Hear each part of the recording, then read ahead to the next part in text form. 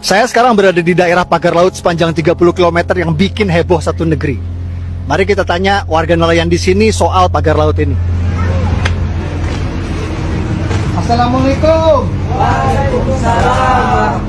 Izin nanya ya Pak, orang asli sini? Ya, asli sini. Ya, saya asli orang sini. Pekerjaannya?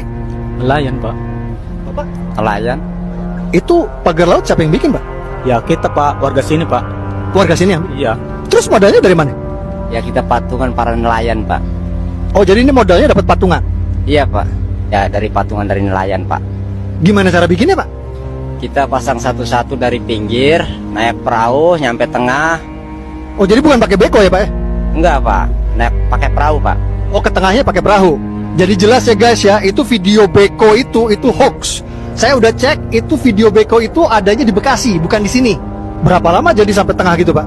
Ada 5 tahunan, Pak. Kita nyicil pelan-pelan nyampe kelar.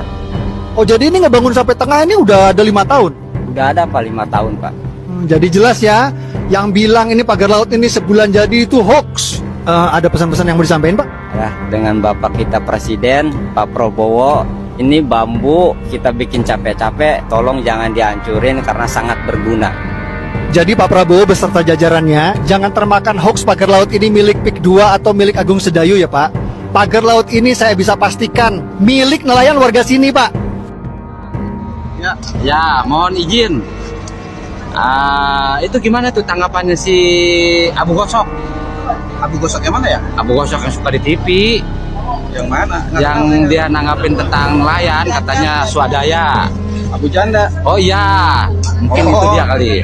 Saya emang maksudnya nggak ada urusan sama dia, emang nggak level. Lah maksudnya saya orang bener tanyain ngurusin orang nggak bener, ngapain? Kata dia pernyataannya itu swadaya nelayan mana ya? Ya itu mah hoax dia. Jadi dia itu bilangnya masyarakat yang hoax, padahal dia sendiri yang hoax itu. Oh, itu iya. bisa dibongkar tuh orang. Hati-hati. Oh, ini ngomong-ngomong lagi di mana ini, Kang? Nah itu tuh pagar laut tuh. Nih, di pagar tuh yang katanya 5 tahun itu. Itu real, ya. Jadi jangan bikin bohong itu. Jadi yang hoax itu sebenarnya siapa gitu kan? Nih saya kasih tahu ya. Itu Permadi Arya itu syutingnya di Tanjung Kait.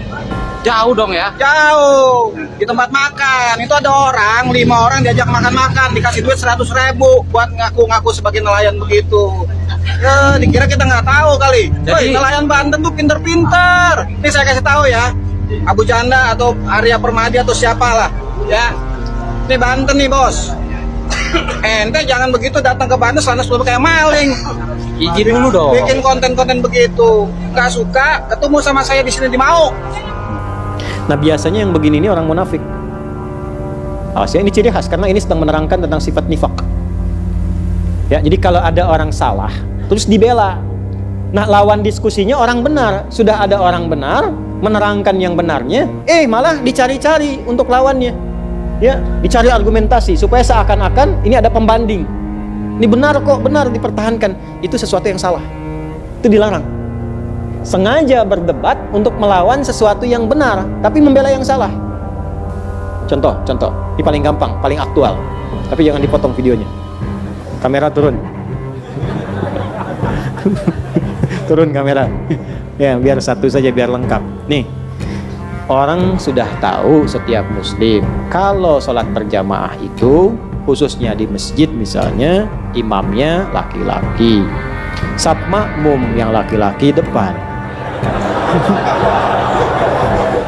Kenapa ketawa? Perempuan di belakang. Sebaik-baik safnya tuh di belakang. Belakang pun ditata lagi. Udah ada bagiannya. Jadi kalau pengen saf pertama perempuan, di saf perempuan, di belakang laki-laki. Ya, itu yang sehat. Nah, dan itu yang benar. Karena yang ngajarkan Nabi. Kan gak mungkin melampaui Nabi. Nabi kan yang nyuruh. Bukan cuma disampaikan. Nusron Wahid minta maaf pagar laut Tangerang bikin gaduh. Akan kami tuntaskan. Menteri Agraria dan Tata Ruang sekaligus Kepala Badan Pertanahan Nasional, ATR BPN, Nusron Wahid menyampaikan permohonan maaf atas kegaduhan yang ditimbulkan gara-gara pagar laut di perairan Tangerang, Banten. Ia berjanji bakal menyelesaikan persoalan ini. Kami akan tuntaskan masalah ini seterang-terangnya, setransparannya.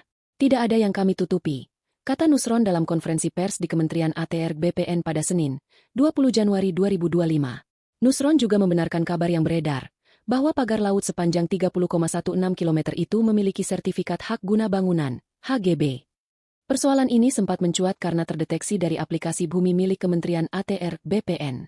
Menurut Nusron, ada 263 bidang tanah dalam bentuk HGB yang dimiliki PT Intan Agung Makmur sebanyak 234 bidang, PT Cahaya Inti Sentosa sebanyak 20 bidang, serta atas nama perseorangan sebanyak 9 bidang. Selain HGB, kata Nusron, ada 17 bidang yang memiliki sertifikat hak milik atau SHM. Lokasinya juga benar adanya sesuai aplikasi bumi, yaitu di Desa Kohot, Paku Haji, Kabupaten Tangerang. Buntut temuan tersebut, Nusron akan berkoordinasi dengan Badan Informasi Geospasial, BIG, untuk memastikan apakah titik sertifikat HGB tersebut berada di dalam atau di luar garis pantai. Bila ternyata sertifikat HGB diterbitkan di luar garis pantai alias di wilayah lautan, Nusron berjanji bakal melakukan evaluasi dan peninjauan ulang. Insya Allah dalam waktu singkat kami akan bisa memberi keterangan yang lebih detail dan lebih jelas lagi, kata politikus Partai Golkar itu. Sebelumnya, Kantor Kepala Pertanahan Kabupaten Tangerang Yayat Ahadiat Awaludin mengatakan sertifikat HGB yang terbit di Desa Kohot luasnya mencapai 300 hektare. Sertifikat itu terbit pada Agustus 2023 setelah Peraturan Daerah, Perda, Nomor 1 Tahun 2023 tentang Rencana Tata Ruang Wilayah, RTRW, Banten tahun 2023 hingga 2043 terbit pada Maret kepada majalah Tempo. Yayat mengatakan sertifikat HGB di Kohot sesuai rencana tata ruang. Areanya masuk polar uang permukiman dan karenanya berwarna kuning, kata Yayat. Sementara itu, Kepala Dinas Kelautan dan Perikanan Banten Eli Susianti dalam suratnya kepada kantor pengacara Septian Wicaksono Partners, yang mengajukan permohonan sertifikat tanah di Kohot, menyatakan area itu berada di zona perikanan budidaya, perikanan tangkap, serta wilayah kerja minyak dan gas bumi. Dia juga merujuk pada Perda RT/RW Banten 2023 hingga 2043. Kantor pengacara Septian Wicaksono mengurus lahan di Kohot sejak 2023. Pada 21 Juli 2023, kantor pengacara itu bersurat kepada Dinas Kelautan dan Perikanan meminta rekomendasi pemanfaatan bidang tanah dengan dasar girik atau letter C. Namun, Eli menolak permohonan itu karena bertentangan dengan Perda. Setelah penolakan, beredar surat palsu berkop Dinas Kelautan. Isi surat tersebut menyatakan area yang dimohonkan Septian Wicaksono bukan di zona perikanan budidaya, perikanan tangkap, serta wilayah kerja minyak dan gas bumi. Kepada Tempo, Eli mengatakan surat tersebut palsu. Namun, Eli enggan menjelaskan secara detail kemungkinan pelakunya.